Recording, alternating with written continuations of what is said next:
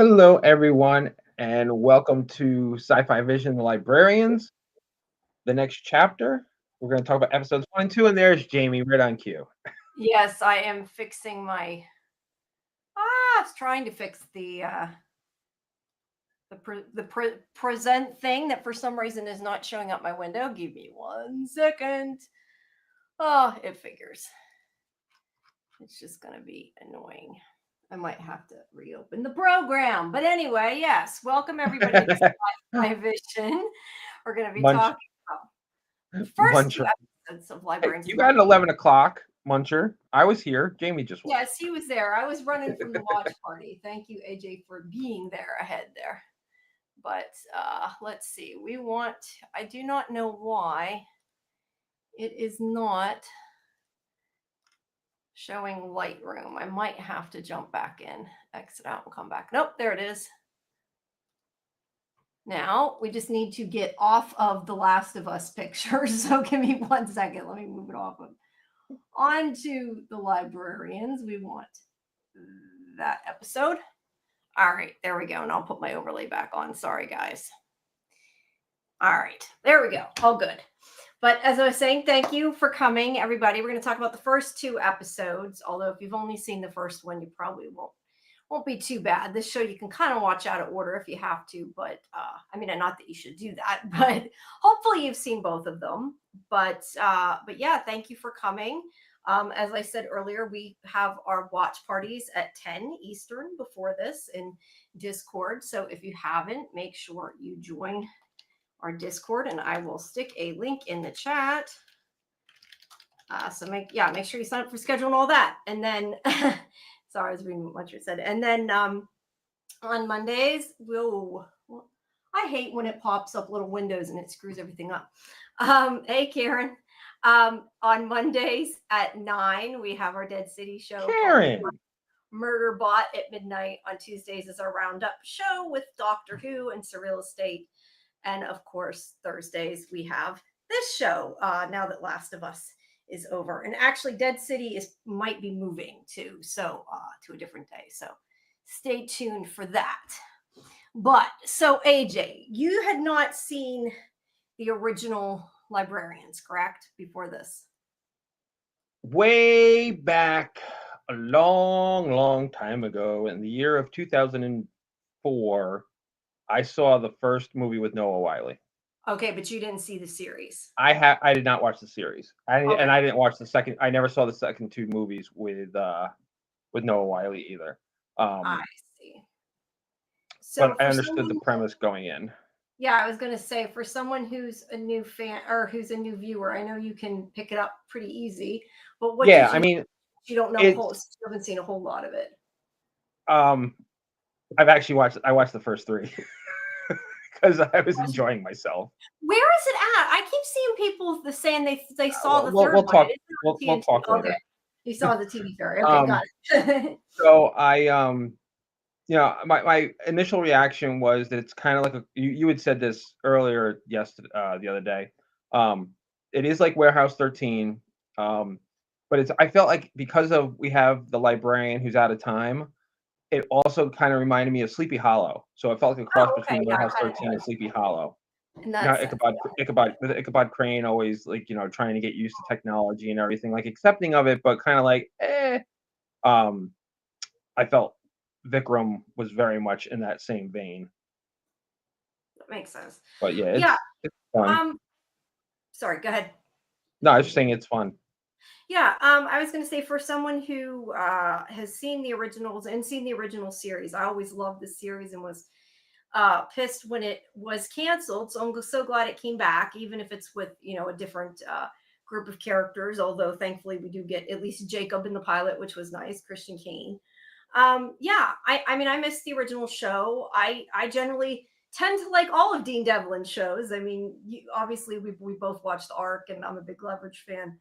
But yeah, it's kind of got that tone, and it definitely does make me think of, I had said that, of Warehouse 13, kind of with the recovering the artifacts. But I mean, it's an escape show. It's a lighthearted show, but it's fun. Yeah, it's about magic and all that good stuff. So yes. All right. So the first one is, I don't know if I actually have title in front of me. But and what is it, the Drekavac? I should have had that written down. I realized I wrote down my notes and didn't write down the name of the title. That's bad. It's on our thumbnail. Hold on, look at it in front of me here. All right. Sorry about that. Oh, of course, and that Yeah, Karen. Yeah, Rebecca Romaine was the star of the series. Was one of the main ones. Yeah. First series. I might actually, I really enjoyed these two, and it's funny because like I had liked the movie with Noah Wyle, and I had always meant to watch the other ones, and then when the series came out, we didn't have the access that we do now to stuff. So I forgot how much I actually, it reminded me a lot of the movie and how much I enjoyed it. So I might actually go back now and watch. Everything's on Prime, so. Yeah, definitely go back. It's worth it. It's a good show. And the Deadly Drekavac. That's what I was trying to remember what it was called. Speaking of, we got to come up with. I hadn't talked to Scarlett for sure, but we got to come up with the name of the show. I'm thinking of something like "And the Illustrious Live Stream" or something like that. But yeah, right now I do not have pretty overlays. I just have the default overlay. I did not get a chance to design something up, but we'll probably be on OBS next time. We'll make it look a little prettier. But so this one, the first one is about the Drekavac. And why do I still have notes up from Last of Us? Geez, I'm really with it, ain't I? I do not have my right document open, people. Okay, here we go. So it takes place in Serbia, in Belgrade. I'm assuming, as I was laughing doing the watch party, I think it probably partially takes place there because they're filming the Ark and everything else. They're all filmed there.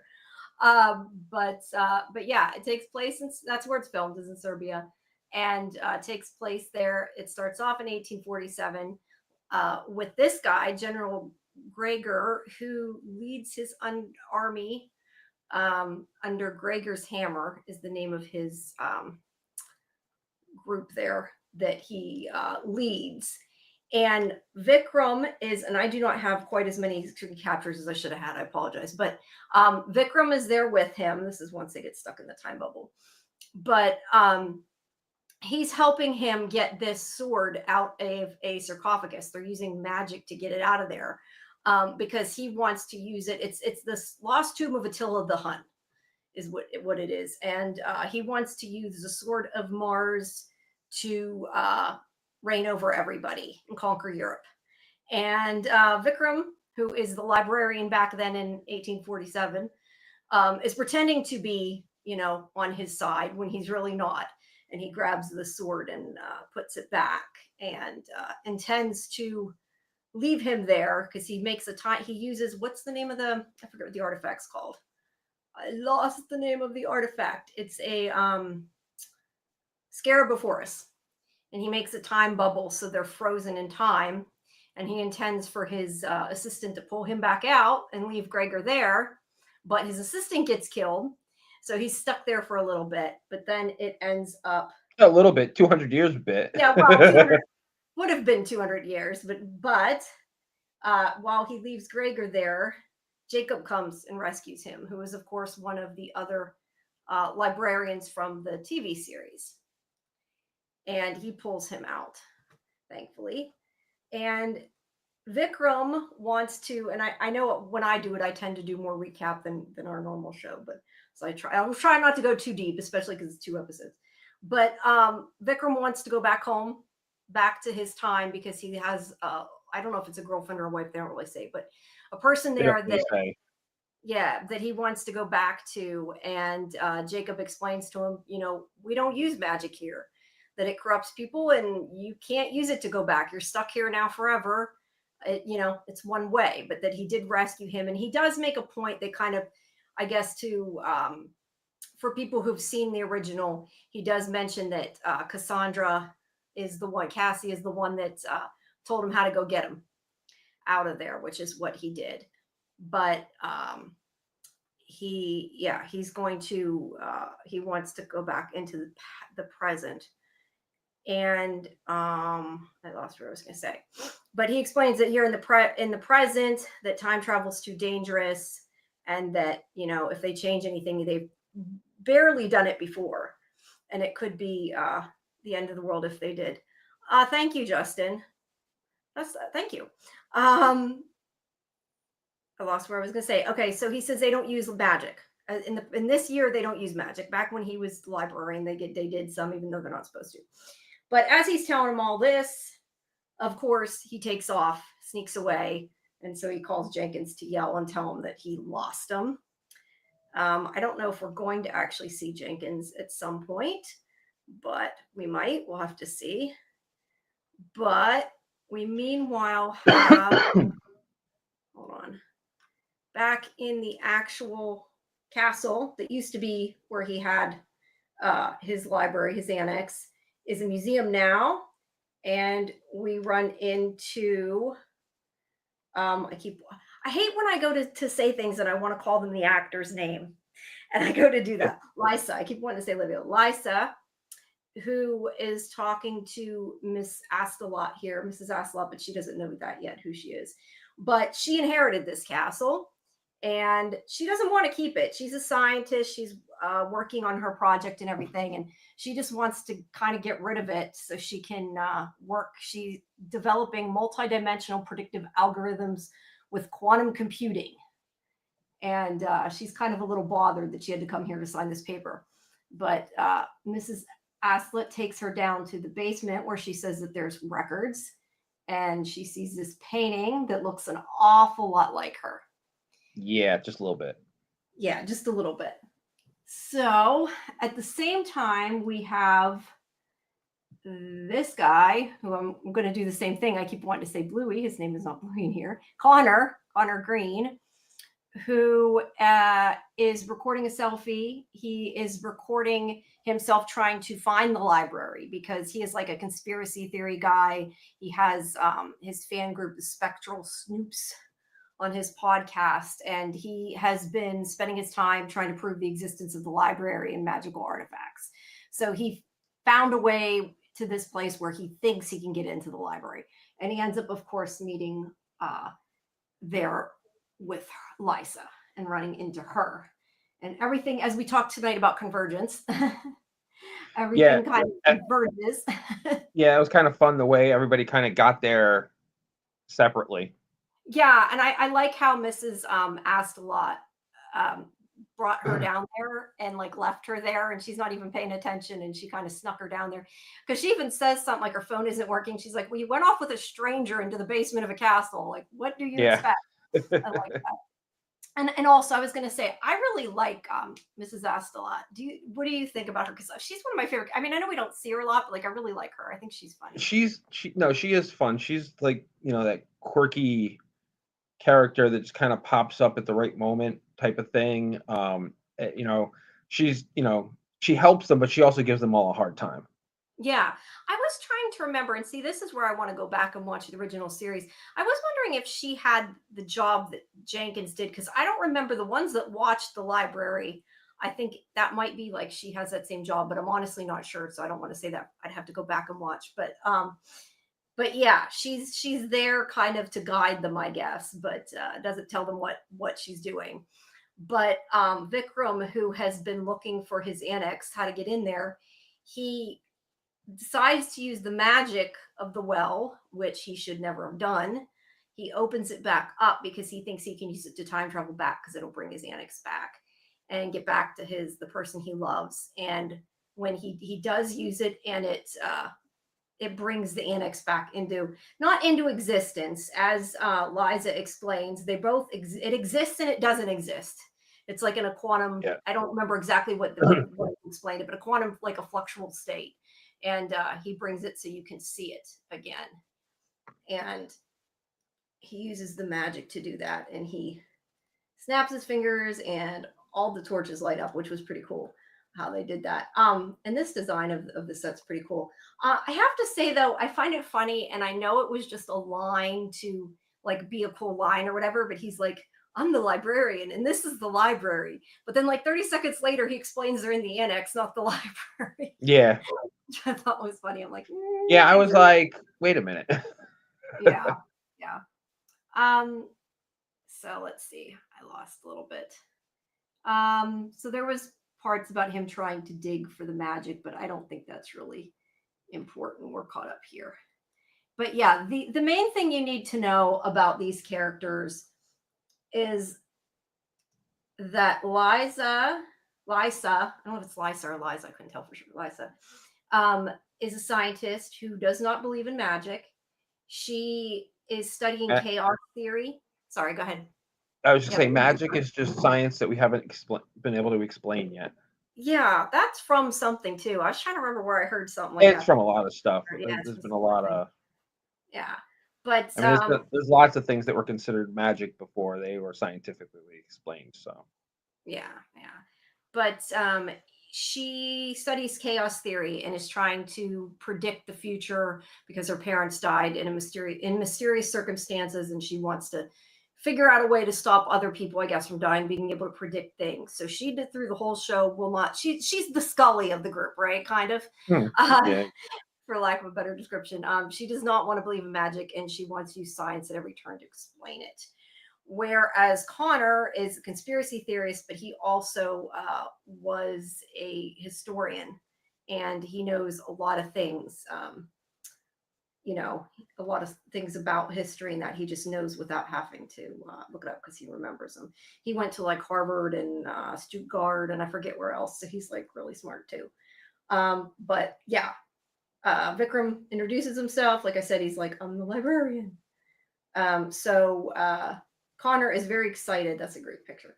Connor is very excited that it's real and the library does exist, since this is what he was trying to look to prove. And they almost, I believe that she's the one that almost knocks it over, Lisa. But and we also find out the woman in the painting's named Anya, the one that looks like her.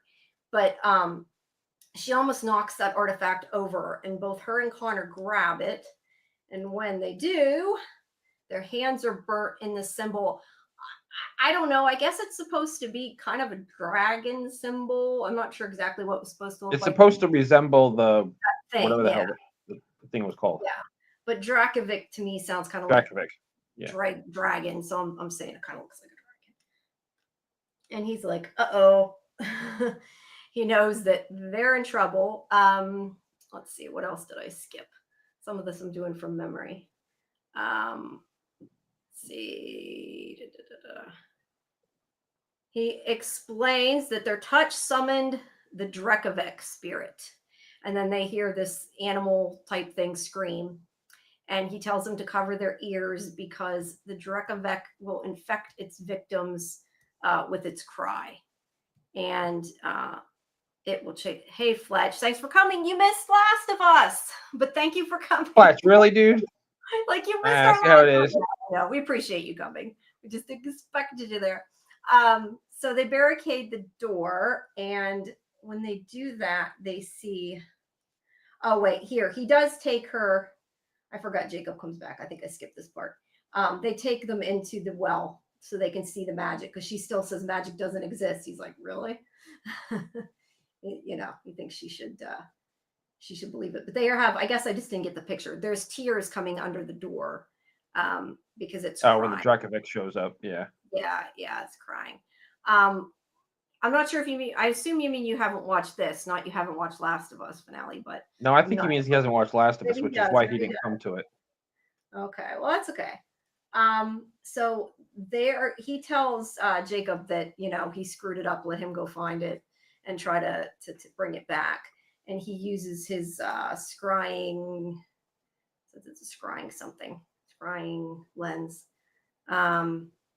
Anyway, Jacob is upset because the magic is spilling into the ley lines, and basically it's going to wake up other artifacts and cause all kinds of havoc that they need to take care of. So Jacob is going to go try to close the well while they go look for the Drekavac.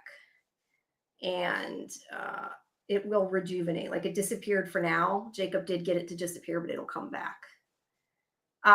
Yes, Fletch, they did. Without getting into spoilers for other people who haven't seen it, yes, they did. What I'm assuming you're talking about, they did. Yeah. Okay, so he's got the there it is, scrying glass. See, I'm sorry, guys. I do not have my notes organized very well. It's hard to remember where I'm at. But they follow the trail of tears, and they find this creature. And I don't know why I didn't get a picture of the front of it. But anyway, it attacks them, but before it can, it actually goes after Connor and Lysa after instead of Vikram because it can smell them. But before it can hurt them, this motorcyclist comes along and cuts it with a knife. Who we find out she is Charlie. She is the she's a guardian now. She's been called back in by Jacob to be his guardian, the librarian's guardian. Vikram's. Yeah, Vikram's guardian. That she's been given a second chance by Jacob. So they don't want her to screw it up, but she is going to watch him and try to help him, even if he doesn't like it, because he says he doesn't need a guardian. Okay, Fletch, you should try it. You might like it. It's like a fantasy show, but it's good. But yeah, she takes the scry. She's mad because he's using the scrying glass, because she tells him, you're not allowed to use magic, and that he was a very reckless librarian back in his day. So yeah, he was kind of like the teaching tool of what not to do as a librarian. Yes, he drank a lot and he used magic and he's very arrogant and reckless, and yeah. So she's like, I'm going to save you from yourself, even if you don't like it. So I don't know. I think I did not, maybe didn't. He's working on trying to get it sealed. I don't think I got, and like I said, I'm sorry. I know I'm missing pictures. I was doing it right after Last of Us, trying to catch up. But when they go when they're in the alley, they see a pool of the Drekavac's green blood next to red human blood, and that he realizes it's possessing a human. And that's why Charlie too is like, this is why you can't just kill all the creatures, because he originally tried to kill the Drekavac when he first encountered it. And she's like, no, we gotta try to see if we can save it. Which I keep wanting to call her Olivia. Lysa is happy about, because she didn't want to kill it. So they go back to the annex because they have to figure out who could be infected. And they find out that there is a genetic. Well, first they talk about, sorry, I'm jumping ahead. And please do interrupt me if you want to say something. I know sometimes I go too deep into reading the recap, but people who haven't seen it. But they research this thing, and the legend says that it's lost soul of an unbaptized child that was abandoned and alone, that alternates between grief and murderous rage. So yeah, what did you think finding out that it was like this, I don't know, child originally and not quite a monster like we thought it was? Were you surprised? Well, I mean, that's how a lot of myths and legends, they're never what they seem to be. And I like that, that the show seems to be delving into actual folklores. Very, very similar to what Supernatural used to do, but on a different scale. Very cool. Yeah. But yeah, it was a kid who was in pain and wasn't baptized. And they also here have a discussion about how the annex they can get any book ever written, even if it's been lost, by calling it up. And although Liza at first thinks that's nuts, then she realizes kind of the science behind it. But anyway, there's a genetic component to this Drekavac. And so they think that it makes certain people susceptible to being possessed by the Drekavac. So she uses her phone to look up on the Ancestry website who the last victim was, Jacob Lidge. And she finds out that he has some descendants living there. And I do like this. Oops, we're not quite there yet. Sorry, I'm missing captures. I do like this scene where Vikram's like, you have an infinite library on that slab of glass, her cell phone. And she's like, yes, but it's full of lies, videos of cats, and pornography. And he's like, oh yeah. And he's like, wait, what's a video? That is kind of the, like you said, the Sleepy Hollow type. It's got that fish out of water. I do like that part about it. But so anyway, they're going to follow that the ancestry of that person, follow it to where that guy lives, where he's at. And they end up at this, geez, I did a really bad job with the screen captures, didn't I? They end up at this place that I don't have. I swear I took a picture of the symbol. Wait, maybe I'm not. No, I don't have it. They go to a place that this band is practicing, and they have the hammer of Gregor on the door of the symbol of it. Because at first he thinks that guy's cult or whatever is back, but it's actually this band practicing, that they found that symbol and they based their band on it. But the lead singer is not there, but he went to the venue they're going to play at, the Skull and Steel. So they're going to try to find him after. And I feel like I think I skipped a big Actually, chunk. well, when they first go in, they're ready for a fight, and it's just a band, and they're just like, what's going on here? And then Yeah. Vikram's so like blunt and to the point. He says to the manager, he's like, are you Gregor's Hammer? And she's like, yeah, like the coolest new rock band, dude. Yeah. And he's like, what? And he's just like, what? Yeah. Yeah. I'm trying to figure out. I don't know. I swear it was before this, and that's why I'm thinking that I must have skipped something. At one point, when they come up in the town, that the or maybe we did do that already. That the Drekavac, when it was in town, did we do that already? I feel like we Yeah, skipped that. well, I mean, that led up to them seeing Charlie. Oh, okay, we did it. I just went through it really quick because that's right, because Charlie attacked him. Okay, so yeah, they the part that I skipped, that I shouldn't have skipped, is when they did see the Drekavac, he dropped the holy water. He had said that holy water would stop it, but the holy water didn't work.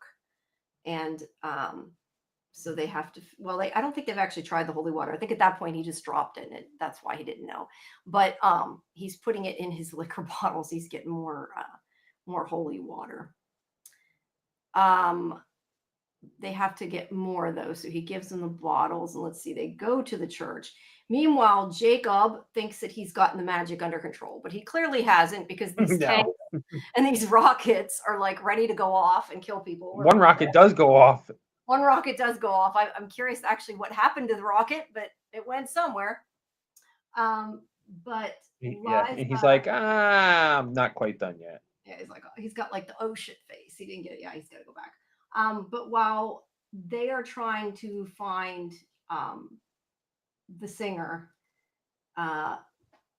they go to Liza and Connor go to the church to get more holy water and fill up his whiskey container or whatever it was, and then they meet up at the club. I like when she asks him, how many of those do you have? And he's like, yeah, three. Yeah, that's not too many. I just have them everywhere. But when they are, I jumped ahead a little bit. When they are at the church, we do get a little bit more on their backstories, and we learn this is where we learn about why she's into science. I had said that earlier about her parents dying, and he talks about how he is a historian, that he isn't just, a conspiracy guy. Yeah, and lost his job because he went a little too deep. He tried to prove things were real, and it did not go so well when you're at like a prestigious college working.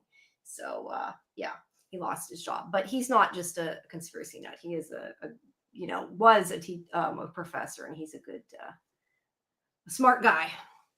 So at the club, Vikram is worried that the amplification, the speakers, will make the Drekavac able to infect perhaps the whole audience, because it's going to just make that crying louder.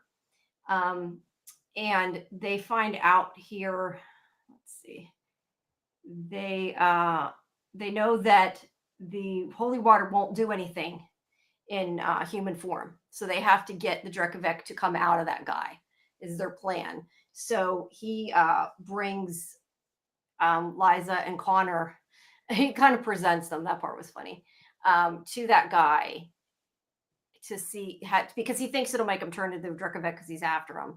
But it doesn't work, and they find out that he actually has a sister So using them as bait didn't work, and they need to go find his sister, who they see that turns, and they have to, they basically grab that guy's van and run. Well, they try the holy water first, but it Yeah, doesn't do because it turns out she's right behind them, and she oops. turns into the Drekavac, and Yeah, she turns into the Drekavac. They throw the holy water on her. It doesn't work. So they get in the van, the band member's van, and take it. And that's my mom's van. Yeah, they take the van.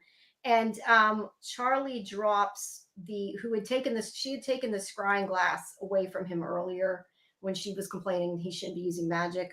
They're there in the van. She had taken it away from him, and she drops it when they get in the van, which is going to come back to bite them in the butt later. Yeah. But so they drive the van and then run it into the garbage bin thing in order to make the Drekavac ghost flying off. But they run into this Roman aqueduct cave. And they end up, I don't have the pictures for this. I did a bad job.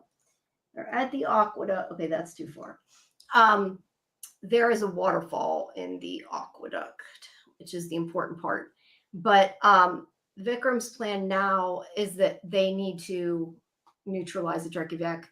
They're planning just to kill him and Charlie because they can't stop it. They need to stop it before it kills more people. But Liza's like, no, you can't do that because then you're going to kill the human woman. That's not okay. We need to figure out a different way. And they don't really listen to her because they're more worried about, saving everybody. Yeah, and Charlie we can save one person. We can save one person or save a bunch of people. Yeah, save the whole town or whatever, and of Belgrade and the whole city. And she's like, we have to make hard decisions as librarians. And I'm still going too fast. So Liza tells Connor, she's like, let's figure this out. There has to be a scientific explanation of why the holy water did not affect the Drekavac when it was in its own form. I'm calling it a he. It wasn't a he, but it looked like a he. It wasn't a he. The creature. And they go through this whole thing where they realize that holy water, or water, I should say, back then, when originally the other person had been infected by it, the water came from a different river. Like now the water in the church has been filtered and everything else. So it's not actually the same water that it would have gotten as holy water back in the day. And because she doesn't think it has anything to do with it being holy, she thinks it has to do with the minerals that somehow will freeze it or whatever. So they go, which, just coincidentally, they happen to have walked past a underground waterfall that's like perfect with water that they need. That part was a little contrived, but they go back and they get their water from the aqueduct. And then the Drekavac comes out, and Charlie and Vikram have let it there because they're still kind of using them as bait, but they get it there, and Charlie has the sword fight, is going to kill it, but they're getting the water, and they get back to the Drekavac, and I think it's her, I don't know, one of them, it might have been Liza, it was either Liza or Connor, throws the other water. It was Liza, throws the water onto the Drekavac, and it freezes it. Although it does have you can see the tears running down its face. It's still crying, but it can't move. And she's like, see, there was a way to fix this. And so they don't need to kill it. And let's see. Liza wants to save it, but Charlie at first is still like, well, it can still hurt somebody. We got to figure out what to do. But whenever he sees the tears coming down his face, he realizes that this child that became this demon, that it was unbaptized, and it was always told it was a monster, so it kind of believed it and became one. So he baptizes it with its own tears, which I didn't realize somebody who wasn't a priest could baptize somebody, but Karen has informed me that I didn't know that the Catholic, you can do that if there's no other way. So as long as you have holy water. Okay. Well, yeah, but the thing is, it's not really holy water because it came from back then it was holy water, but coming from the aquifer, it wasn't actually holy water. They just took it from the waterfall. So yeah, there's a little plot hole there. But either way, hey, he's the librarian. He has baptism. He can do it. Powers, So yeah. so he baptizes the creature, and it works. And thankfully, it takes a few seconds to turn it back human. He has time to, after it falls on the ground, to cover it with his coat because the lady's going to be naked in a couple seconds. So she transforms back into human, and they have saved her, and their burns disappear. So yay! So everybody's happy, and the Drekavac is gone, and they did not have to kill any humans, which is the good thing. And Jacob shows up just in time in through the cave. And when they go back to the annex, he does explain that he got I think he says Jenkins gave it to him. It's a portable door that he's able to use. And he explains how the magic door links to any other door in the world for instant teleportation, which I always thought was cool. I like that. Yeah, it's awesome. And this is why for people who do not know, I did put up the other day my interview with Callum McGowan, who plays Vikram, and Bluey Robinson, who plays Connor. For people, you should watch it if you have not. And I also have interviews with Olivia, who plays Lysa, and Dean Devlin coming too. That will be up in the next few days. But I was just thinking about it because they're talking about the door and how they actually all talked about it, but how they have to run through the door when they come through because it spits them out. And that was actually something the original cast came up with. And they're kind of annoyed because now they're forced to do it every time they go through this door. So yeah, that's why they always come leaping through the door. But they come back into the annex, and Jacob is going to, I lost my picture thing. Jacob intends to send them all back. He is going to send Vikram back to the main library, and he wants them to leave. And this is where this picture here is where Connor's like, I can't wait to tell everybody about this. I took a video of everything. And he's like, did you really? And he's got that crazy animation on his phone because the library will not let you record anything that is in the library or its annex or its doors or anything like that in that vicinity. So he's got nothing. But Vikram says that he should be the one to clean up there's the door. That's a pretty door. That he should be the one to clean up the mess. And he says, give me some time to fix the problem. So he agrees to give them 6 months to make it right. And then he's going to send Charlie back to military and him back to the main library if they do not fix it. But thus starts the way that we have this new series, as they will be trying to recover these artifacts. And there is a little plot point of them saying that there's mummies that came to life at the museum, which we don't actually get to see, at least not yet anyway. I don't know if we will, but there's kind of that little plot thread. And then Connor and Lysa are about ready to leave, but they basically ask to stay. Lysa wants to figure out, explain magic with science. And she's also hoping maybe she can make money with it in order to, I think she had a grant or something. I don't know, something that she was looking for money for at the beginning to do with her science. And of course, Connor just thinks it's cool. So they agree to let them stay. So I guess they're like honorary librarians. Charlie makes a point of saying the library has to invite you. And then Vikram was like, oh, they can come. So I'm not sure if that means the library accepted them because they let it happen or what. But, so the library will let them be a part of it, apparently. Yeah, I like the idea.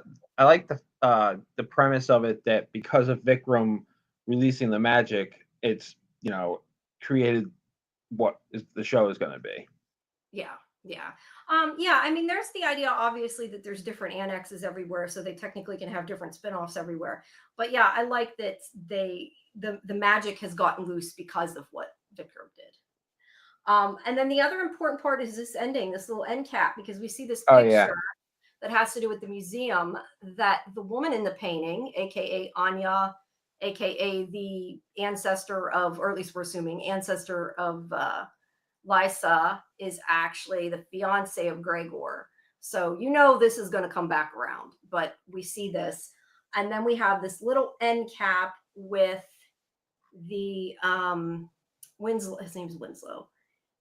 I don't know how he got his portrait. I don't think they ever explained why they knew about Gregor's hammer and exactly how they got the stuff. But History. he had, sorry? Maybe he liked history. Yeah, I don't know. He doesn't seem like a historian, but he does have the scrying glass. I forgot about that. He picked up the scrying glass after Charlie dropped it. But there's their Gregor symbol. But he has a portrait of Gregor on the wall, and whenever he uses the scrying glass on it, he can see that he's in that time bubble he kind of peers out of. So we know that Gregor is still alive.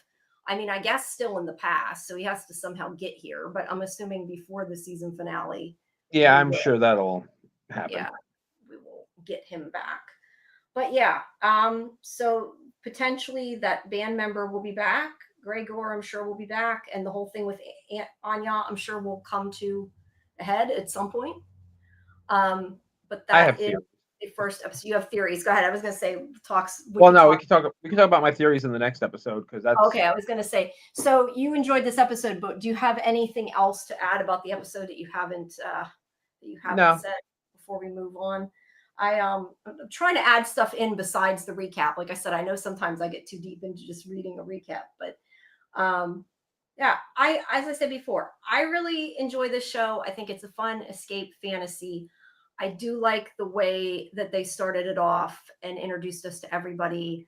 I feel like it was a way to give us an introduction that worked, and I'm glad that they brought Jacob in, that Christian Kane was in. Yeah, I like, I didn't see the first series, but I like revivals more than, or spin-offs more than when they reboot stuff. Oh, yes, I agree. So I do like that they have mentioned characters from the original show and had one in. Yeah, and I'm assuming I think they might be trying, I'm not sure, but maybe there'll be other people that are in it from the original. But I definitely recommend people go back and watch the original series. It's fun. Do you have to see it to enjoy this and understand it? Of course not. But yeah, it's a fun show. So it enhances the experience when you know where it's coming from. It does. I think this is the next folder. Let's see. That must be. Yeah, that's the Dancing Queen there. Okay, so the next episode is And the Dance of Doom. So, what did you think about this episode? This one we get like a whole. I mean, not that one wasn't an artifact, but I feel like that one was more about introducing all the characters together. So this one was more to see it in action, I guess. So this one was interesting. We learned a little more about Charlie. I gotta say, Charlie, like, I'm the way Charlie is introduced, sliding in on the motorcycle, taking out the Drekavac. I felt, she's been, given the responsibility of being his guardian. I felt like Charlie was going to be more badass, and she's not. Yeah, you're right. I think because the way they did it with the motorcycle, I agree with you. I do though like that, like she's a guardian that is getting a second chance, because the story in a way is kind of about Vikram getting a second chance because Jacob's letting him put everything lots back. of second chances in this episode. Lots of second chances, yeah. And she had, not been had wanted to be a guardian and wasn't able to, but now she gets a chance and will be helping them. But yeah, I agree. I think that they made it out like she was going to be more dangerous, more confident.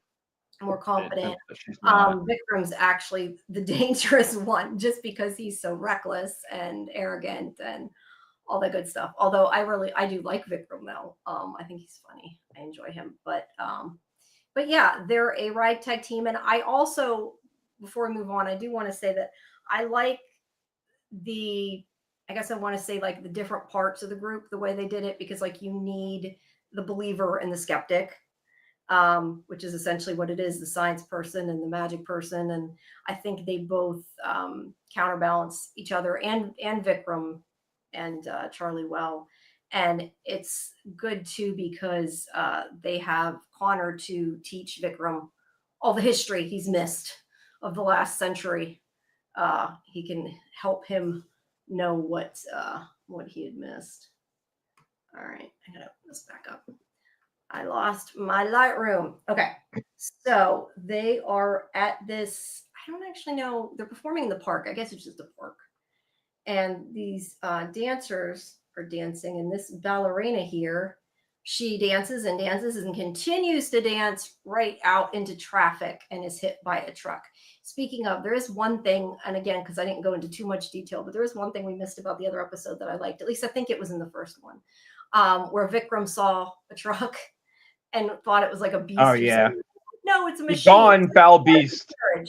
Yeah. He had not seen. He goes, who doesn't have a horse? Yeah, he's like, the horse is the best part. But yeah, so he has not seen vehicles or technology or anything like that. Actually, you would think he would mention about the fact they have electricity other than like torches and stuff. I don't even think he mentions that, but yeah, he didn't know about vehicles. That's magic of another kind. Yes. But anyway, these ballerinas are performing in the park, and she performs right off into the road and gets hit. But her feet continue to move. So this is kind of freaky. I feel like this reminds me of something, and I'm not sure what it is that I want to compare it to. It's something that's kind of like tickling the back of my head that I can't figure out what it is. But yeah, her feet keep moving. The ballet shoes keep going. So you're at this point, or at least I was, assuming that the ballet shoes are the artifact that they have messed up. But it's not. We find out later it's not. But there she is after she's been hit. And I took a picture of this title card. And the Dance of Doom. I like their episode titles. Yeah. So Lysa and Connor are in the annex, and they have this discussion before we get there. I don't have a picture of it, but they're looking at Atlas, and they kind of they argue about everything. This is one of the arguments starting, and they talk about Atlas, and does he have the weight of the world on his shoulders, or is he holding it up? Like, what's the difference? They're arguing back and forth about Atlas and whether he's supporting it or being weighed down by it, basically. So thus starts one of their arguments. So that was funny. But Mrs. Astalot shows up, and she is there just in time to say she shows up. Yeah, I was gonna say she shows up after Liza starts to get her face sucked in. Yeah, I don't know what. That was so funny. You know, I didn't.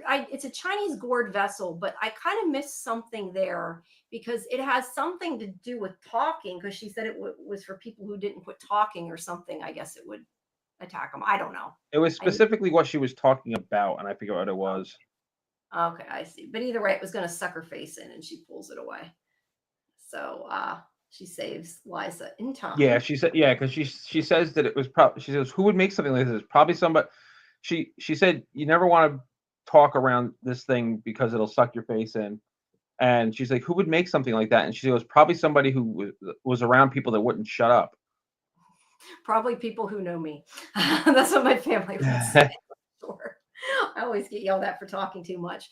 That's why when I was talking to them the other day, they're like, you should be able to do a podcast, because I didn't want to do this by myself. They're like, you should be able to do the podcast by yourself. You talk all the time to yourself and talk constantly. So yeah. So this is where Connor tries to take a picture of the book. I think it's a book. It looks like a scroll there, but I think it's actually a book. And his phone sparks when he does and falls on the floor. I took a picture of it on the floor just so I would remember what that was about. But yeah, his phone sparks, and Mrs. Astalot's like, you cannot take pictures. Modern tech won't record on library grounds, including the annexes and the outer doors. Now, I'm assuming that this is like, it won't record. The tech works, it just won't let them take it outside of the library. Right. So I kind of wonder, like, if they needed a picture of something to help them or to be able to, like, remember it, to go look for it, would it let them? I don't know. But they do use the Probably tech not. there. So it's definitely that they can't record it. But so, and meanwhile, Charlie is training with, I swear I took a picture of that, is training, fight training, hitting the, I don't know what you call it, the wooden bars.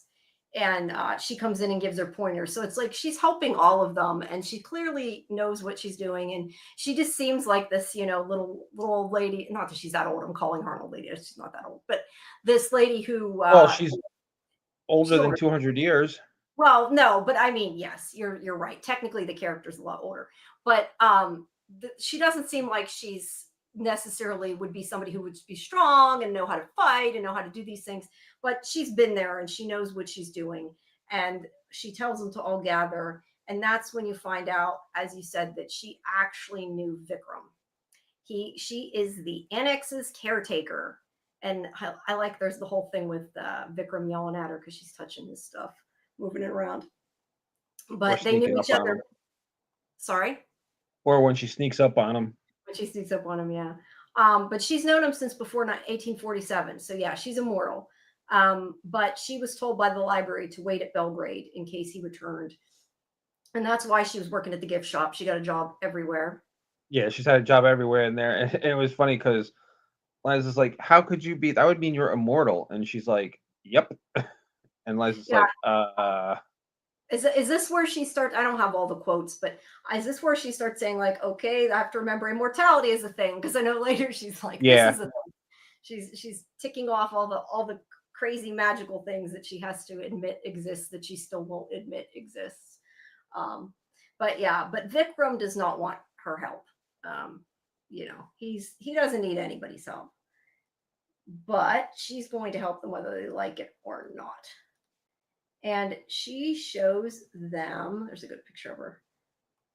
I'm curious what her pin is. It's kind of interesting.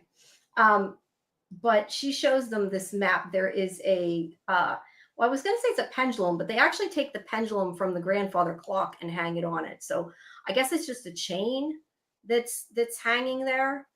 But it is suspended over this map, and it'll track the magical events. And she actually says it would work with any map they put under there. So I'm kind of curious, since she mentioned that, if that's foreshadowing, like later they're going to be using it for something else. But those blue things are all the magic where it's going off at. And of course, Liza is trying to think of scientific explanations for how it works. But yeah, the magic seeped out. It's infecting different, it's not really infecting, but I'm calling it infecting different artifacts. So they have to go find them. And they know that something is happening at Republic Square. And Connor sees the story on his cell phone about the ballerina. So he looks it up on the news. So that's how they know where to go. And Vikram is going to see the dancer. And Charlie, Connor, and Liza go with him. But Mrs. Astolat stays back. So they go to the hospital to talk to this girl who is comatose now. And she explains, let me see here. There's where they're standing there. She explains that the girl was part of a flash mob that was promotion for the dance company that she just got her first solo at the National Ballet Company. Not solo, but she's the lead.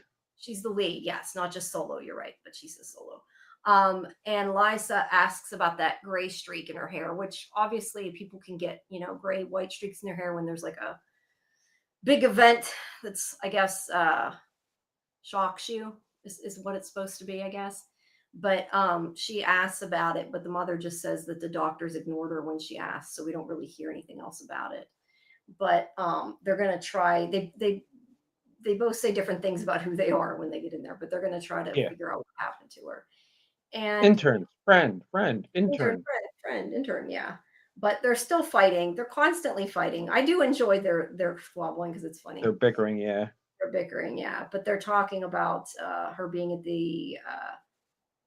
at the ballet. And Liza says that she probably went out to celebrate her job, her lead role, and somebody slipped something in her drink. And Charlie's like, no, that wouldn't happen. If she just got the lead role in this, this ballet, she would have been at the ballet. She would have been practicing. That would not be happening. So they both disagree, but they're going to go to the theater to find out what happened.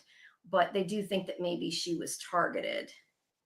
And they end up in this dance rehearsal. And also, I don't know if it's here or not that it's mentioned, but clearly Charlie knows about ballet. She had Well, taken it as part of she her training. she keeps making little comments, but hasn't really Yeah. told anybody anything yet. And they question her, and she's just like, yeah, no, I just know stuff.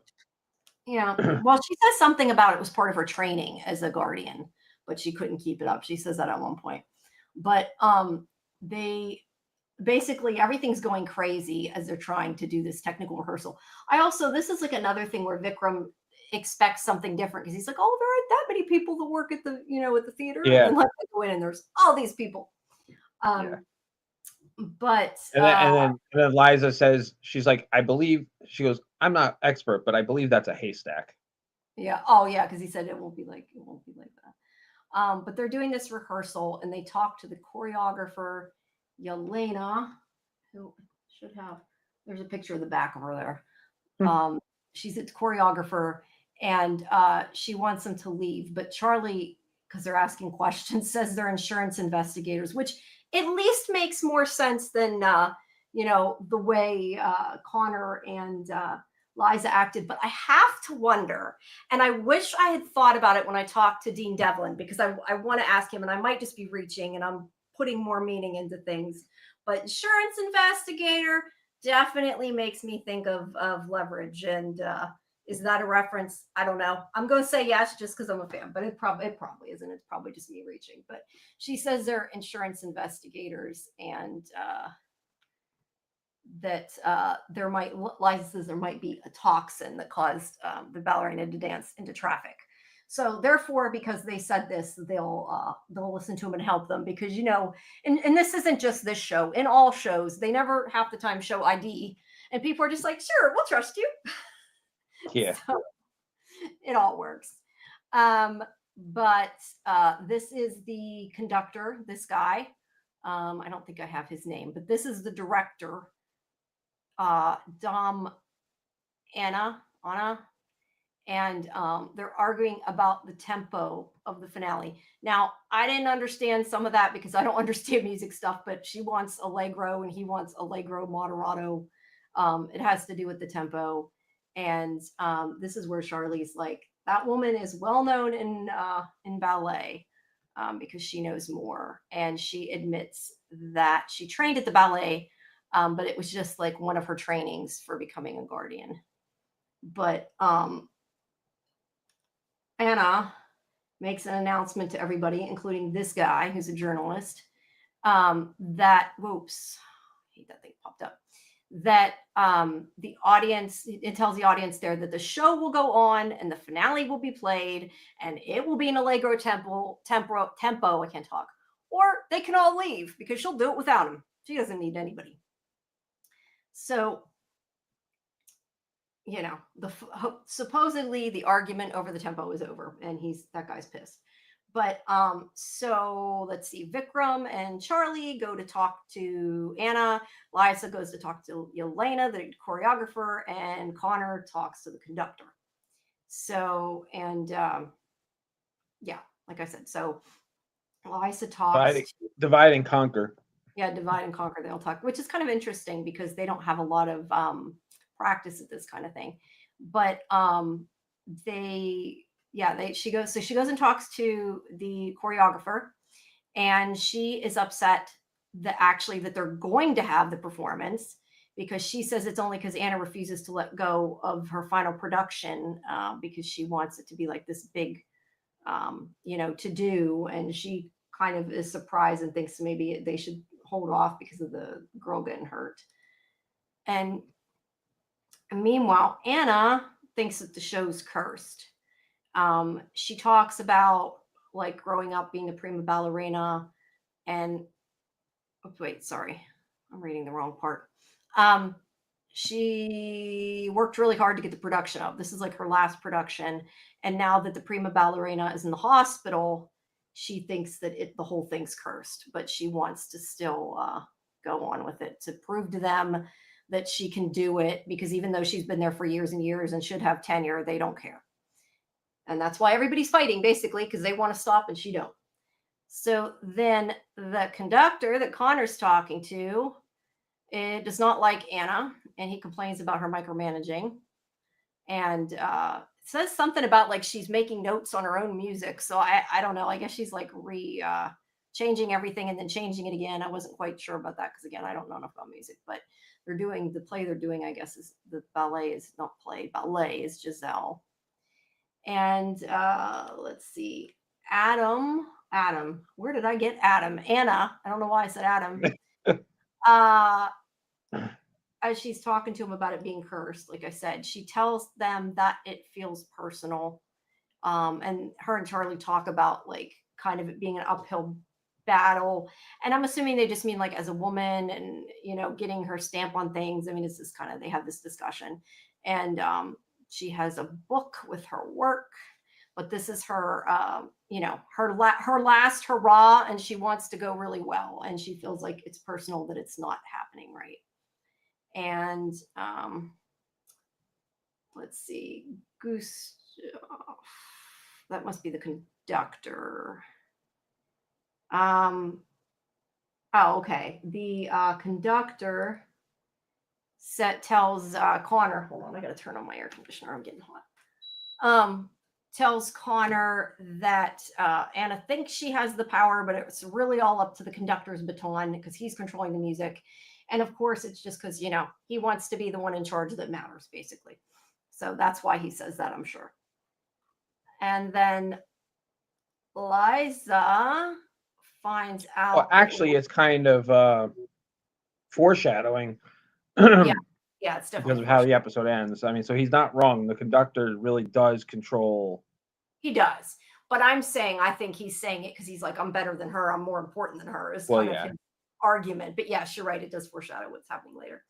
But meanwhile, Liza, as she's talking to Yelena, finds out that she wants to be the artistic director, but she's not like really pushing it because she doesn't think that she'll even get it anyway, because she hasn't shown her work. Because even though she is the artistic director, the choreographer, that Anna is basically making her do everything her way anyway. So that's why she's, you know, not happy. But Liza sees the pills in her purse and she's like, oh, dancers get hurt all the time. So we're kind of seeing all these different things that are happening simultaneously, getting these different clues. There's Elena. And so Liza and Connor argue whether it could be the baton. They think it could be the baton or the drugs. They're kind of going back and forth. And then also, I marked this down because I thought, sorry, what? All right, no, I just coughed.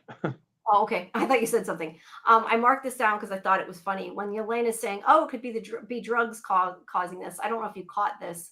And I know it isn't the same kind, but she says that there's orpheocordyceps that are used to compel people to do things. I did catch that. Like kind of a Last of Us reference, probably not intentional, but no. Because I don't know if the people that watch us, well, we clearly watch both, but it's not exactly the same genre as Last. Yeah, no. Just coincidence. But who knows? Maybe they like it. So Yelena, she calls the understudy down, who is named Natalia.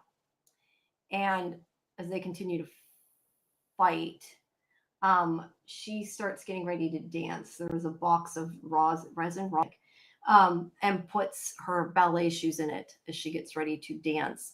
And they kind of have this argument about, you know, she would have things to gain from hurting the prima ballerina because she's the understudy, so it would give her a good part. So they're like, maybe it could be Natalia. And she is a good dancer, but and also there's a clue right here I noticed, because Charlie says that Natalia's extension is exceptional. And she actually says earlier something about Anna's extension that she has like a perfect extension or something. I don't remember exactly what she said, but since it was an odd comment that I didn't understand what it meant in ballet, I noticed that. So yeah, that was, I mean, I noticed it after, and in retrospect, not that I picked up on it when I was watching it, but I'm guessing that was a clue.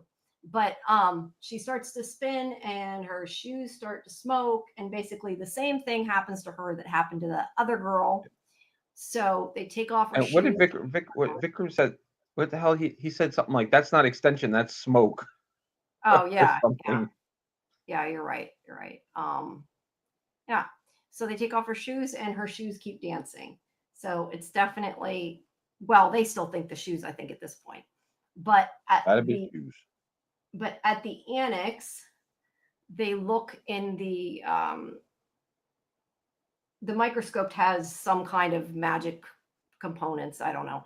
They look through I forget what it said, but they look through the microscope and they see that the rosin that's on the ballet shoes has the same magical signature like that's on that map. Like it's got like the blue dots.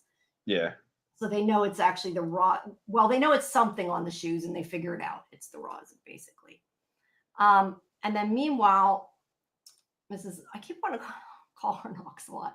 Ocelot sneaks up on me because she's going biking. I love she's like got all these different costumes through the episodes. Yeah. She's always got something fun going on. She definitely is not a boring character. But she actually, I think it was her that has the idea, but they put the rosin onto the pendulum and they're able to therefore track where the rosin came from. And they know it came from this forest. So while Charlie is going to go grab the rosin box, they are going to go to the forest to look at the tree to find out where the rosin came from. And Mrs. Ocelot talks to him first. She's like, I think that's where she's telling him he can't go back. Might be a little bit later. I thought that's where it is, but I don't have it marked here. So maybe she just started the conversation. But so Charlie finds the rosin box and she also listens to Yelena and Gustav talking. And okay, that was what I thought. She's telling Vikram that he can't go back in time. That he may want to, but he can't, and that he did. She says what she actually says is you didn't travel through time. Time happened, which I mean, Right. he did travel through time. I thought Jacob pulled him through time, but the no, time he didn't. No, he didn't travel through. They were stuck in that bubble for 200 years. Okay, so they were stuck in the bubble in 2025. Okay, that's what confused me a little bit. That actually makes more sense. Okay, so yeah, so she's saying the time already changed. It already happened. You can't go back to Anya. She already had a good life. And he's like, it's not fair. And she's like, yeah, it was never going to be fair. But that sucks. I mean, that's really sucks for Vikram. Well, not that Vikram's giving up that easily. No, but he's clearly not going to. I mean, that's I was saying. That's when I had started the theory that even though Anya was engaged to Gregor, I wouldn't be surprised if we find out that she was pregnant when he, like, if they were having an affair, if she was pregnant when they disappeared, and it turns out that Liza is his great granddaughter. Well, I don't know. There's that many greats since 18, whatever it is, 97. I don't know. I just kept saying. I know. That's how I was saying great. Yeah, I know. But that's actually, I didn't thought about that. That's a good theory. Yeah, he's clearly in love with this woman, but he was sort of, I would say sort of undercover, working for Gregor, trying to get the artifact so he could take it off of him. And then he probably fell in love with her. But yeah, she tells me he can't go back. So then Charlie finds Natalia crying at the theater because she lost her chance as the understudy, because now she can't dance either, or wasn't dancing. Actually, she's going to dance again, but she's afraid that, it might go bad again. And this is where Charlie talks about dancing and that she had to quit when she trained for her job. And yeah, we learn a little bit more about Charlie. Not a whole lot, but a little bit more. And she does mention that Yelena said that she didn't want the show to go on, because she said when she was talking to that conductor that they should stop the show. And that's obviously not what the other people want who want to be part of the show. And then, meanwhile, at the tree in the forest, they're, of course, still arguing. And they have this conversation about, she says that he doesn't want to believe anything could be science because he's not serious about learning. And he's like, no, you don't want it to be magic because that would mean that you try to predict everything is impossible. And she says, yeah, but if it's science, then you threw away, if it's real, you threw away your career for something that could be explained. So they're just, continuing to, as we said. Vikram shows up and he's like, I brought the microscope, but he doesn't actually need it because they find the tree and he calls it a dance tree. And then Connor, who's always the one that explains a lot of the different cultural, historical things, says that in ancient times, people would gather around the tree and dance, pouring their energy and vitality into the tree. But they see that that said tree has been tapped of sap. Tapped of sap. There we go. Tapped of sap. And I think this is also where they have that. Isn't this where they say about the resin from they say a tongue twister here or something, don't they? I don't have it in the quote, but the reason for the resin in the rosin. Yeah, I do have it there. Yeah, I was just going to say Connor. Yeah, because she realizes, she's like, oh, that was dumb. I didn't think of that. Rosin comes from resin. He started that. He started the whole tongue twister thing earlier when he was talking about the one of the books that he was looking at. Yeah, I forget what it was, and he's like trying to say that 5 times. Yeah, it kind of reminds me of Who's on First, though, when he does that. I don't know. To me, it did. But yeah, she realizes that rosin is actually a solid form of resin. I don't know. I only ever used rosin, like using it for like a bow or reed or something, like for music. So I don't know. But anyway, it comes from the sap is the point. And since the sap has been tapped, they think that they're using the sap of the tree that people have put their vitality, their energy into, and it's taking these people's energies. But if that's the case, why would they stop the ballet? Why would they want to stop it? They would want that. And they realize that the girl, and I guess this goes back to her strip of gray hair. I guess it's not supposed to actually be a shock. It was supposed to be that she had aged because it took some of her life force out. So they realized that, like, they're not actually trying to stop the ballet. The person that's bad is the one that wants to continue the ballet because they want to take more people's, life force / youth / all that. And that's when Vikram realizes they're dealing with a witch. Yes. Vikram. And of course, Liza's like, "What do you mean a witch?" Witches exist. Yeah, all these things she has to accept. So they want to go to, but Vikram, I guess he was saying because of their fighting that it would give her power. I don't know. He was saying they couldn't go because they couldn't quit fighting. But anyway, because he said something about they're fractured. But he wants them, Liza and Connor, to figure out what kind of witch it is. But he seems kind of shaken by the witch, the fact it's a witch. So, to him, it sounds like this is kind of a scary thing and obviously a real thing. But so they're going to research it. Back at the theater, Charlie's looking for the choreographer and she talks to these dancers and they just start following her like zombies. I didn't quite get it when their eyes turned white, but their eyes turned white. Not sure exactly why. I don't think they ever quite explained why they turned into sort of zombies. Well, they're being controlled by Anna somehow. Controlled by her somehow, but they don't exactly explain it. Not that we need to know. So Vikram is like, hey, this is what's going on.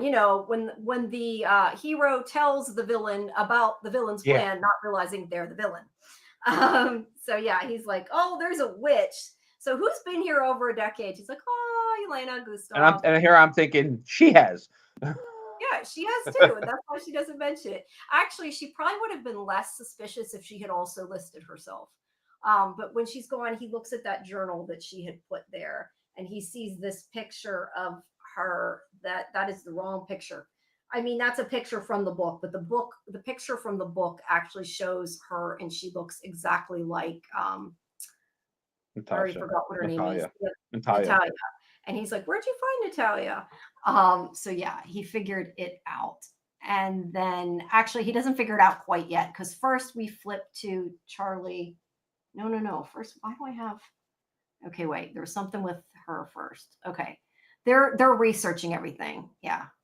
Um, and And Liza was bitching about having to look through everything instead of just oh going on yeah, the and because she just internet. wants like to be able to search it, and she's like, "Oh, the search is the fun part," or whatever. Yeah. Um, but Connor, Which she whenever they brings up a great point, because she's like, the search is the fun part, because something you happen to see when looking for something else can help you later at another time. which is true, but Yeah, is it's very Connor true. also the boring part of research? Let's be Which honest, is funny, because that's exactly what happens next. And of that course. all of a sudden, Connor was like, "I know the answer." Well, yeah, Connor knows the answer because they're like, "We have to get this done by noon," and he remembers, "Hey, that book that my phone, Right. shocked whenever I tried to take a picture of it before. Um, it was about The the Noon Witch. Noon Witch, and I lost where I was at. Um, hold on one second. I lost where I was at. Okay. Hold on. The Noon, yeah, Lady Midday, aka the Noon Witch, preys on people who work long days, and she would drain her victims' life force by forcing them to dance. And then every 70 years on the summer solstice, she would dance, and their adulation would restore her youth. And Liza's like, "Wait, solstice is today." So she's like, "We need to figure this out." And she realized, Liza's the one that realizes, it says, well, then it's going to be the person dancing, because they're the one that will get the adulation and therefore get people's youth. So that it's going to be whoever's dancing, which is how I don't think they actually say it at this point, but obviously it's Natalia. And then this is why I got mixed up here with the pictures, because I had the wrong journal picture. That's where he sees the picture and he's like, "You look just like," her name was Anastasia, not Anna, that she looks just like that Natalia. And he's looking at it and she's like, "Oh, you finally figured it out." So it took him a while. But she says she doesn't usually let herself get so old, but with the solstice, she could get more power. And he realizes at midday is when she's going to be more powerful, because he said earlier something like that, since the witch, something like that, it was midday and the witches were least powerful or something, but this witch is most powerful during the day. But he's like, "Well, haha, we took your resin," or rosin, I guess, in this case. And she's like, "Nope, I've been dousing the whole theater in it for years, so it's there. You can't do anything about that." And I love this part. He pulls out, I forget, he's got rings of something, and he's got different artifacts, which Yeah, and again, he's got the artifact that he hasn't gotten around to. that Astrolot yelled at him that he was supposed to put away years ago from when he found Yeah, it she's back like, then. he's like, "I haven't gotten around to it," and she's like, "You found it 3 years before you disappeared." Yeah.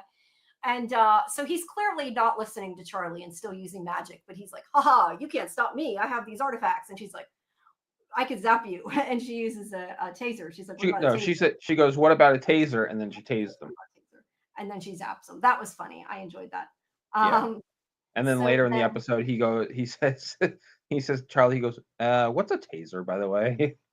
Oh, yeah. He's still learning. So Mrs. Ocelot, speaking of her, she activates the door to send them back to the theater. But because of, I didn't quite understand all the details about this, but because of the witch's magic going off, it blows them back and they can't go through the door. Right. There's like too much magic at once. And they realize that because of all this magic, because of the solstice, that she's not just going to drain a little bit of youth from these people, she's going to kill everybody. So they're like, "Oh shit, we got to get there." Yeah. So With the door, think about the door like putting two magnets together. it's repelling. Yeah. Yeah. That makes sense. So of course Connor is like, "I am going to take your bike." And which she just happened to have sitting there, her BMX bike that he takes. And And Liza Liza's goes like, out. "Where am I supposed to sit?" That's it. Yeah, yeah.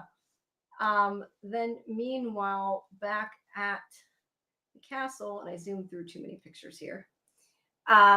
So they get there on the bike and meet up with Charlie there in that picture.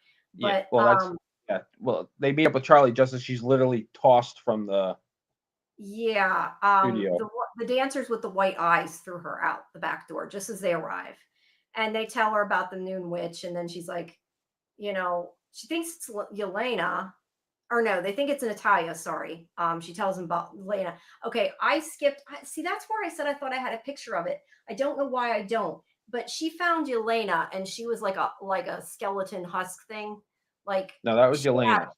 Yelena. Yeah, Yeah, she that was when they grabbed her. Yeah, but for some reason I didn't have a picture, and that's why I skipped it. Because some of it I'm going from memory, some of it I'm reading the notes. But she was sucked of all her life force, so she's dead. And she tells them about her, but they know it's Natalia. So they go back inside. I love how sometimes I get it. I'm going fast and like look at her eyes, like her eyes are closed. Which is Don't you really love funny because the screen caps? I noticed in the first episode she has really beautiful eyes. She does. They look purple almost. Yes, Yeah, I know. That's what I like about them. But they're different very color. very striking deep blue eyes. She does, but they're almost purple. At least I thought they looked kind of purple. So anyway, they get back inside, and the show has already started. And let's see, Charlie goes up on stage. Let's see, there she's being pulled around while they're backstage, and they are trying to find a way to stop her.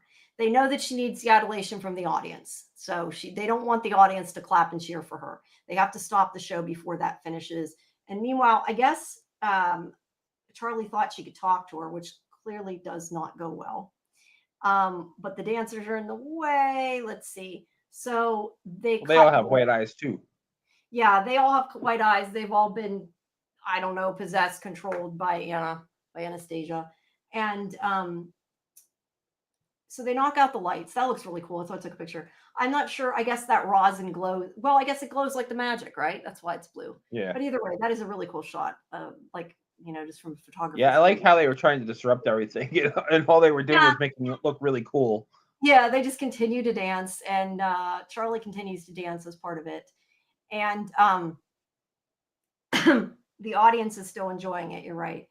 And then Charlie knocks everybody to the ground. She keeps pushing people. But in the end, when Natalia is done, the audience still, gives her a standing ovation. And it's like, oh no, they are too late, or they are worried they're too late. Natalia even says they're too late as she starts to bow. But obviously, nothing has happened yet. But she thinks she's got enough vitality from these people to live forever. She's going to drain all their life force. But, and you see down in, I don't have a picture of it, but down in the orchestra pits is the conductor who's been tied up.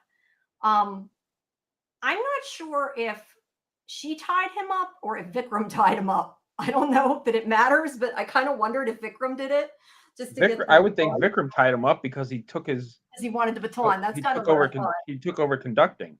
Yeah, so he had to tie him up to get him away. Why he couldn't just say, "I'm going to save everybody," but nobody would have believed. Yeah, do you think that conductor would have listened? That's true. Okay, you got a good point. So he takes the baton, the most powerful thing in the theater, as we were reminded earlier, and you were right, it did foreshadow it. And she's like, "Yeah, but we finished. You are too late." And he says, "No."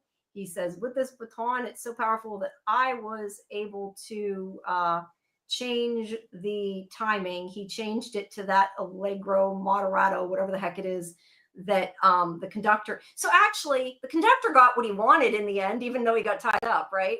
He still got it done the way he wanted. So he should just be happy.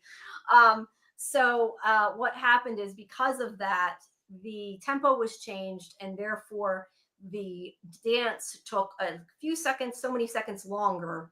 So the applause and adoration came too late, and therefore her spell did not work.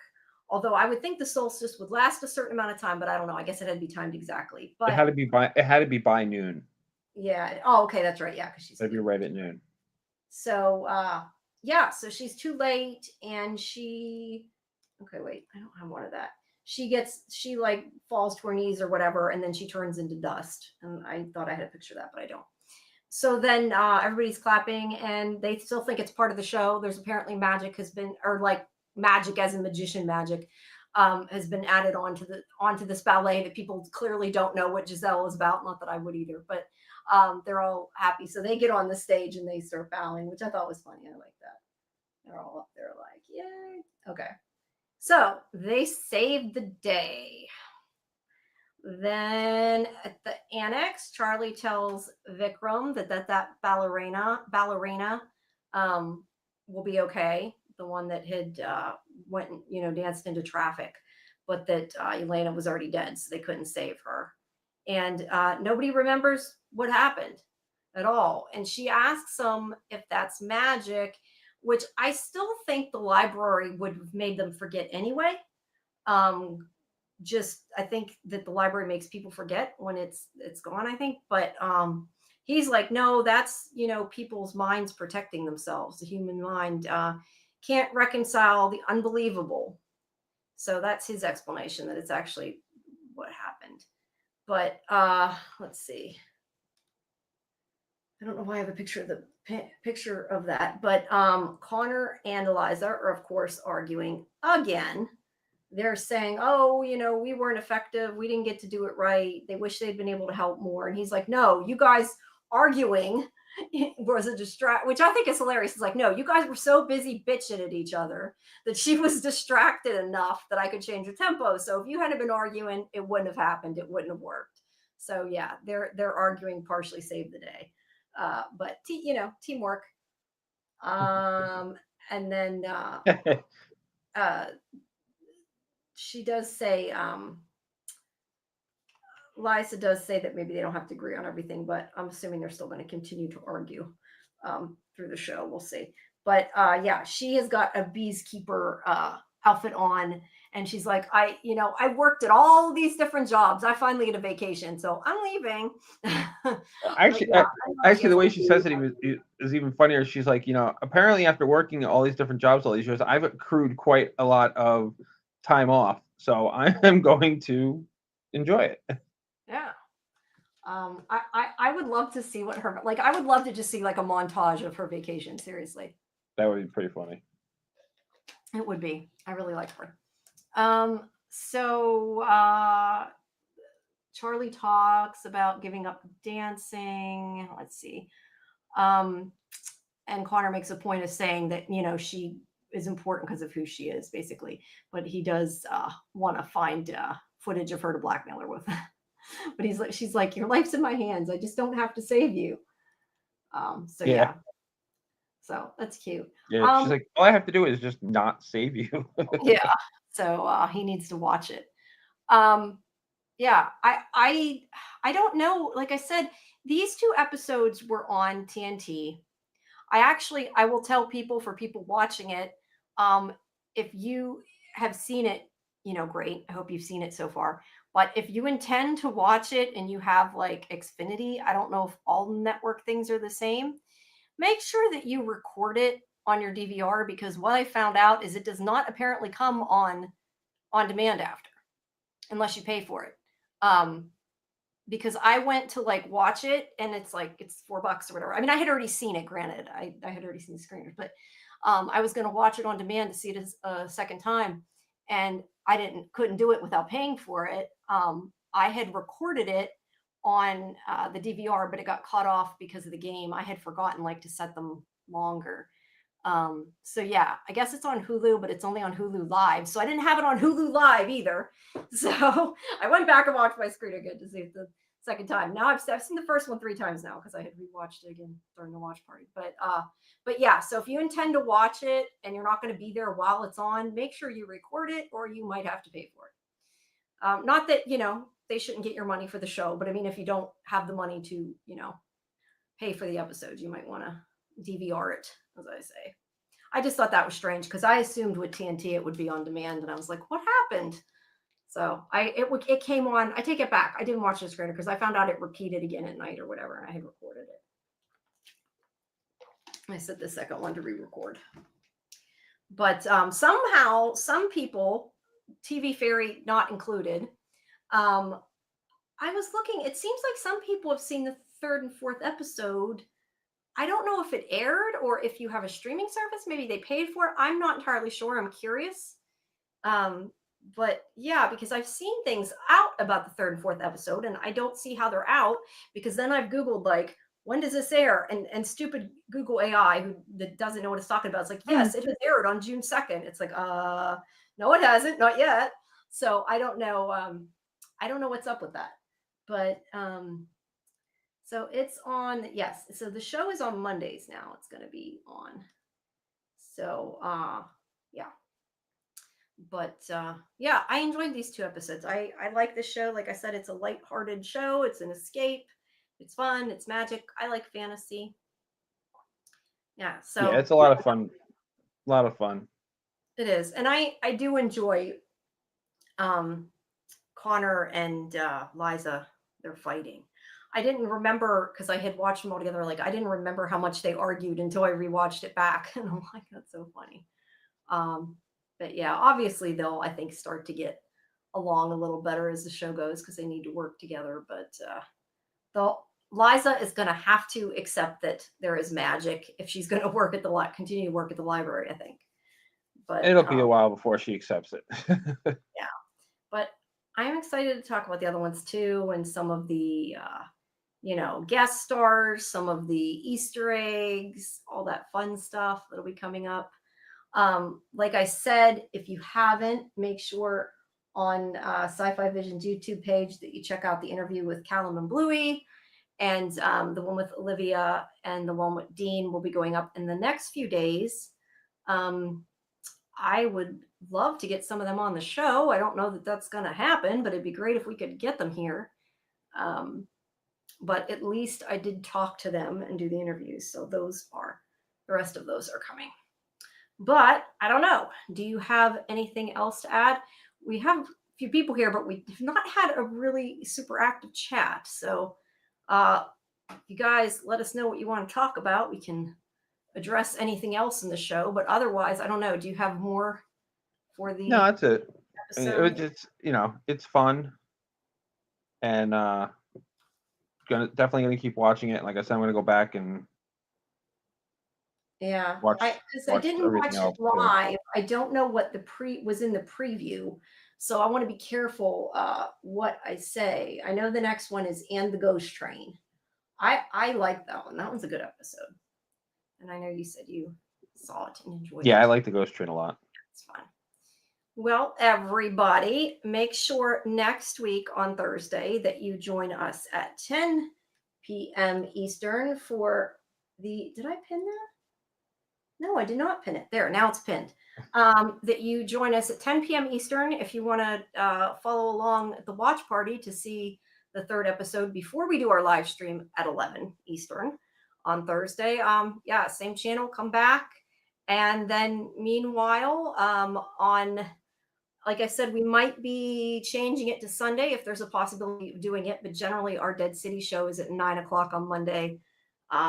May potentially be on Sunday for the next couple of weeks, but yeah, that's with me and Lori. And then at midnight on Monday, we have Midnight Murderbot, which is with my show with Scarlett. We'll be talking about, of course, Murderbot. And then on Tuesdays is Karen and AJ and I's Roundup show. With this week coming up, we have I guess next week, technically, we have the Doctor Who season finale, as well as the next episode of Surreal Estate. I don't think Revival is going to be out yet, is it? No, we had this conversation Tuesday. Not this coming Tuesday, but the following Tuesday is Resident Alien. And then the Tuesday after that, we'll have Revival. Okay. All right. Yes. So that will be for our Tuesday show. And then, of course, Thursday we'll be back for this show. Although next week I will be joined by my normal co-host, Scarlett, who could not be here tonight. So thank you, AJ, for helping me out so I didn't have to talk to myself here. I appreciate it. Yeah, talking to yourself's no fun like I was doing for the first 5 to 6 minutes. Hey, I didn't get to eat. Hey, I ate half my dinner while we were doing the watch party for this. I was like running getting food because I hadn't had a chance to eat. but yeah, and we have watch parties and stuff for all the shows usually. So make sure you check Discord. And also, I never tell people, I like don't think to say it during the live stream, but maybe I should. If you guys have questions for any of the talent coming up in the upcoming interviews for either Revival with like Melanie Scrofano or any of the other cast or creators, and we also are doing Resident Alien on Monday, I think. Anyway, so if you have questions, fan questions for those talent, you can submit them to me either on X or Blue Sky or Discord. Discord's probably or X, usually the places I check the most. But there's a in Discord, there's a channel for submitting questions. But yeah, and then maybe I'll ask you a question because those are coming up. So yeah, and make sure you check out scifivision.com as well as our other live streams on this channel. And yeah, I guess that's about it. The show did not go as long as I thought it would. I know me and Scarlett, we tend to go longer than me and you do. We get through it faster. I think, I don't know, Scarlett and I talk a lot, I guess. I talk more with you. AJ has to go to bed. AJ has to go to bed. Yeah, I know. Well, I have gotten feedback multiple times that people want us to talk more and like our longer shows. But so I don't know. When I'm reading recaps, I feel like I don't want to bore people just sitting there reading the recap the whole time. So I try to go through it a little bit faster. Yeah, I mean, it depends. It depends on the show. Yeah. I think with this, these, the first episode we're just getting introduced to the characters, then they get their first real first legitimate mystery. I think as the season goes on, there's definitely gonna be more to talk about and get more in depth to as you learn the characters more. Yes, it's kind of hard when it's the first couple episodes. There's not usually as much to talk about. Yeah, true. But yeah, everybody, let us know what you think in the comments about the episodes that we talked about and about the show. And also, we need to pick a name for this segment. Like I said, I'm thinking "And the Illustrious Live Stream." So far, that's the best idea like I have. I was looking up adjectives to call the live stream. And once I do that, I will make a logo and a better overlay and use OBS. But I didn't get a chance, so it's just our normal Sci-Fi Vision background thingy. But yeah, right. I guess that's it, everybody. Thank you for coming. We hope you enjoyed it. And yeah, make sure you join us on Discord if you want to continue the conversation. And make sure you subscribe to the channel and like the video and leave us comments to help the algorithm and help us out a bit there. And we will see you on either Sunday or Monday, I guess would be the next thing. So I'll see everybody Tuesday. Updates, yes. AJ, we'll see you guys Tuesday. I'm just part of all the shows and I'm there all the time. So I'm always around somewhere. But all right. All right, guys. Have a good night. Good night, everyone. Thank you for coming. Thanks.